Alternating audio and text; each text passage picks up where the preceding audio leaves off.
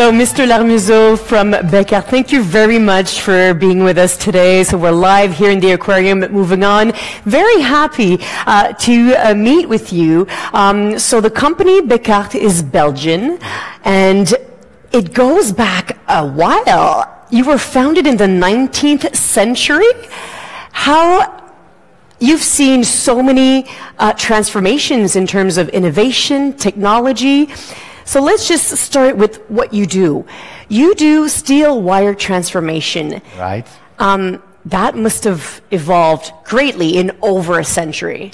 It has, yeah.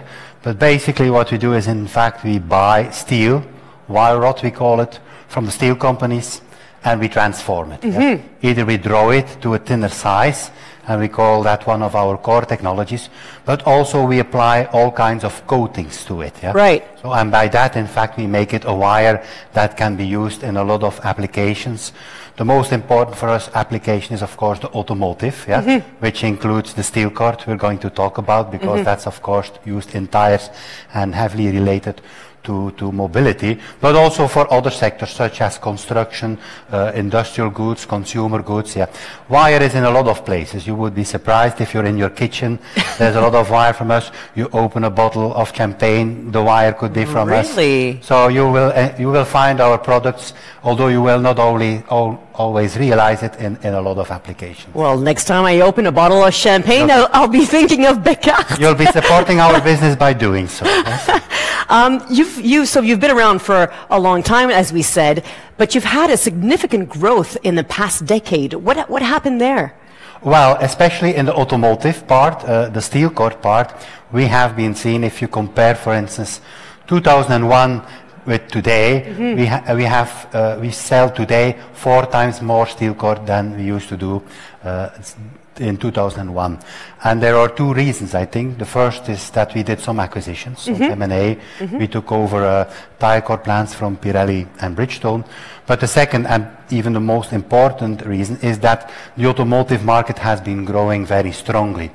And for instance, for steel cord, one of the major drivers for the growth is the radialization, the tire becoming a radial tire by using steel.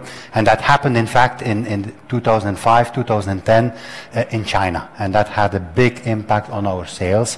What we also see is the growing car park. So more and more cars, especially in Asia. If someone in Asia buys a new car, it's not like in the West when you then replace another car.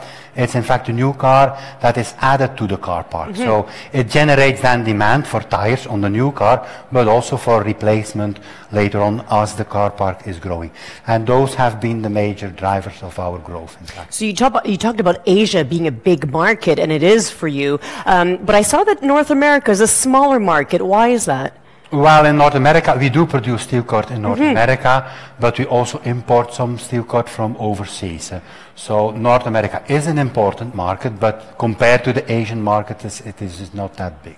But it's still very important, and we do a lot of development also here. We work on new constructions with our customers, so it remains, I think, as a market, it is in fact a very important one. So tell me exactly, what is the advantage of steel in tires? How does that work? Well, steel is in fact used both in passenger and in truck tires.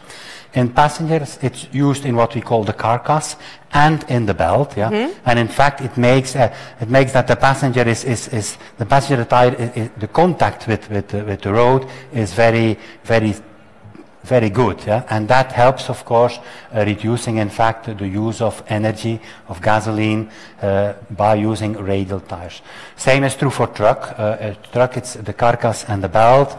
It helps, of course, the quality of driving. It does, for instance, also help strongly the possibility of retreading the truck tire, because you can, in fact, use the tire for a much longer period of time. Interesting. So I guess you talked about the automotive industry booming in the past decade, but also I'm thinking the environmental conscience has helped you, because people are looking, companies are looking, the public is looking for more environmentally friendly solutions, and that's what you offer. Yeah, I think as a steel cord producer, we can greatly contribute, in fact, to the sustainability of mobility. And one of the major parts what we are working on is in fact the reduction of rolling resistance, because that's what really generates the CO2 exhaust. Yeah. And how do we do that? We do that first of all by using stronger steel. Yeah. If we use stronger steel, in fact we can have thinner cords. Yeah. And by having thinner cords, of course, you have less weight of steel in a tire. But not only that, you can also have a much thinner ply. So the other raw materials, also therefore the weight goes down. So by using those higher strength cords, we in fact greatly contribute to the reduction of weight of the tire. And that is not new. That is a process that has been going on. In our language, you talk about normal tensile cords, high tensile, super tensile, ultra tensile. Now we're even going to mega tensile. So that's an evolution.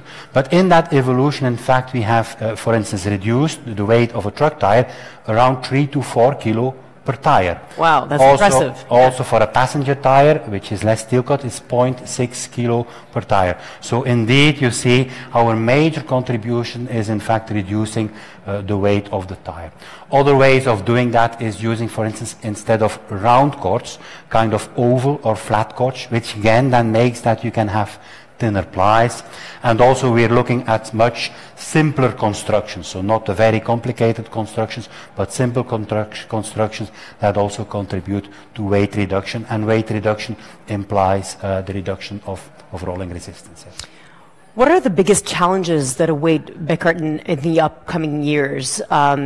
Is it the pricing of raw materials? Is it the automotive industry itself evolving in different ways?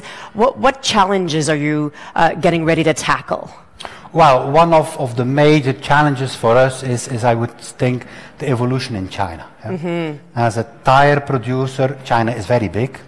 And we are also very present in China. We have, for instance, half of our capacity of steel cord, which in total is about 1 million tons. Half of that is in China. And we're supplying the Chinese customers, but also we supply that steel worldwide. Yeah. Now, what we are looking at in China is the way they use the truck tire. So the truck tire, if you go outside China, it is a fully retreadable tire. Yeah. Within China, they do not retread tires because they argue, and they're right, that for them it's cheaper to make a new tire instead of retreading the tire. Yeah? So, as a steel cord producer... Yeah, how do you convince them? Yeah, well, one thing, as a steel cord producer, in fact, the Chinese solution, although maybe not very sustainable, is a good one because they use a lot more steel cord. Yeah? Yeah. But it's pretty clear that probably, depending on the cost of raw material and also on the focus on sustainability, it's not the right approach. Yeah? So that challenge and what's going to happen in China is for us a very important one, which will greatly influence also what happens in the future in our industry. Yeah? Do you think about autonomous vehicles? Does that have any kind of influence on the evolution of your product, of your company? Is that in your radar screen? Does that change at all, anything? Well, we look at mobility of the future. We don't only look at autonomous vehicles, we also look at connected vehicles. We look also at electrical vehicles.